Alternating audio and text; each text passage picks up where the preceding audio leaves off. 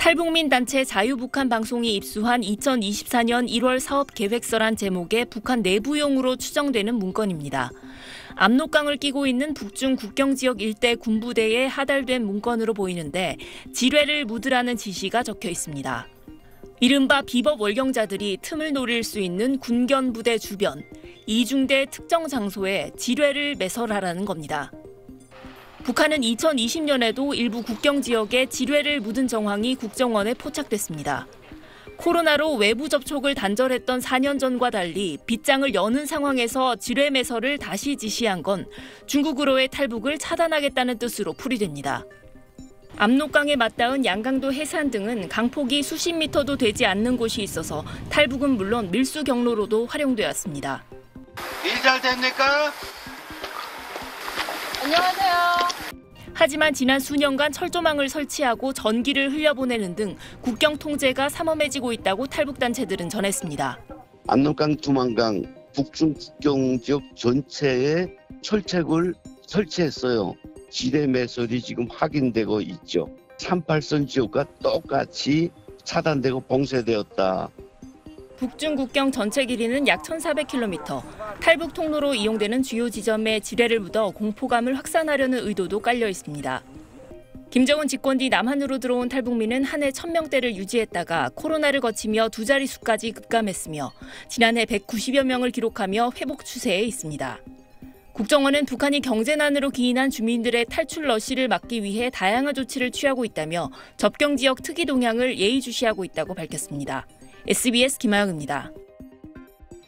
계속해서 안정식 북한 전문 기자와 함께 북한 관련 얘기 나눠보겠습니다. 자, 안정식 기자. 네. 새해 들어 북한이 남북 관계를 단절하는 조치를 계속 취하고 있는데 수준이 예사롭지가 않아요. 예, 그렇습니다. 거의 모든 남북 관계를 다 끊어내고 있다 이렇게 보시면 될 것 같습니다. 통일부의 대화 상대였던 조국평화통일위원회를 폐지하는 등 대남 기구들 다 정리하고 있고요. 남북 간 연결 통로였던 경의선에 지뢰를 까는 것을 넘어서 회복 불가한 수준으로 만들라고 김정은이 지시를 했습니다.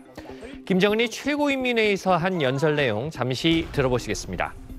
우리 공화국의 민족 역사에서 통일, 화해, 동족이라는 개념 자체를 완전히 제거해 버려야 합니다. 김정은은 삼천리 금수강산 8천만 결의처럼 남북을 동족으로 간주하는 말을 쓰지 말라고도 지시했습니다.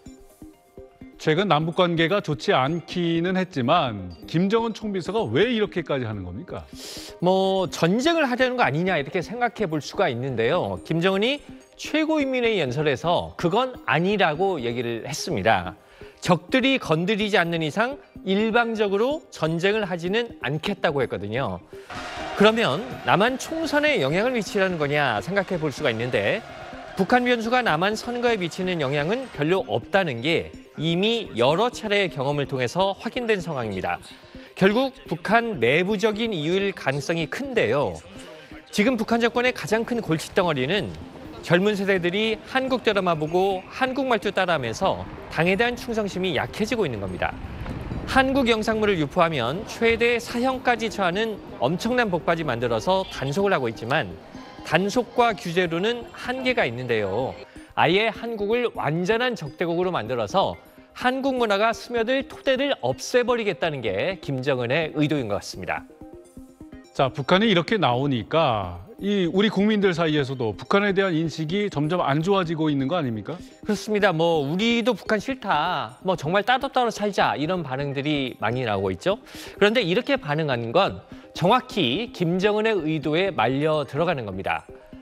남북이 서로 적대적이 돼서 북한 주민들이 한국 드라마 더 이상 안 보게 하는 게 김정은의 목표거든요. 정권 유지를 위해서 남북의 주민들을 완전히 갈라놓으려고 하는 건데요. 이럴 때일수록 우리는 남북이 같은 민족이라는 걸 강조를 해야 됩니다. 동족이라는 걸 강조하고 북한 주민들이 어려우면 우리가 돕겠다 이런 메시지를 계속적으로 발신을 해서 북한 주민들이 남한 문화에 대한 거부감을 가지지 않고 남한 문화를 계속 소비할 수 있도록 이렇게 해야 될 것 같습니다. 네, 오늘 얘기 여기까지 듣겠습니다. 안정식 기자 잘 들었습니다. 북한이 2006년 제작한 기록 영화 우리 민족끼리 손잡고입니다. 2000년 첫 남북 정상회담에서 나온 6.15 공동선언을 기념하고 성과를 강조하는 내용입니다. 6.15 시대 우리 민족끼리 시대 위대한 자주 통일의 새 시대를 펼쳐놓았습니다. 화해 협력을 강조한 남한과 달리 북한은 6.15 선언 이후 외세, 즉 미국을 배제하기 위한 논리로 우리 민족끼리를 강조해 왔는데요.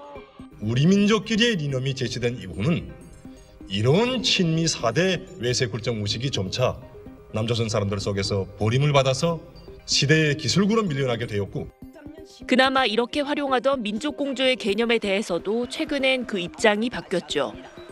지난달 말 노동당 전원회의에서 나온 김정은 총비서의 지침은 이랬습니다.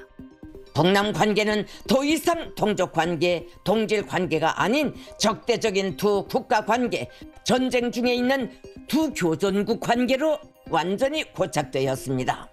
민족이 사라진 자리는 괴뢰, 졸개, 족속 같은 비아냥 가득한 표현들이 차지했습니다. 동족이라는 부사적 표현 때문에 미국의 식민지 졸기에 불과한 괴이한 족속들과 김정은은 통일도 성사되지 않을 거라면서 남북 관계를 새롭게 정립할 시기라고 밝혔고 후속 조치가 이어졌습니다.